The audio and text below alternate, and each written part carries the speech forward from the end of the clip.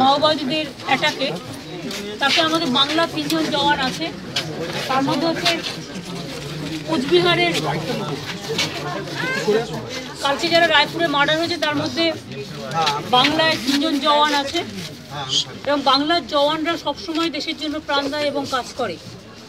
এই ছেলেটির খুব কম বয়স, মাত্র 27 বছর বয়স, একদম বাচ্চা ছেলে, 15 দিন আগে বিয়ে হয়েছে এবং দুজনের বাড়ি, দুজনের কোতলপুরে বাড়ি, কোতোয়ালিতে বাড়ি, ওর এখানে বাড়ি, আরেকটু দূরে আরেকজন আছে, এটা ওর দাদা, এর থেকেও ছোটো ভাই, বউ মানে মাত্র 15 দিন আগে বিয়ে হয়েছে, খুবই স্যাড।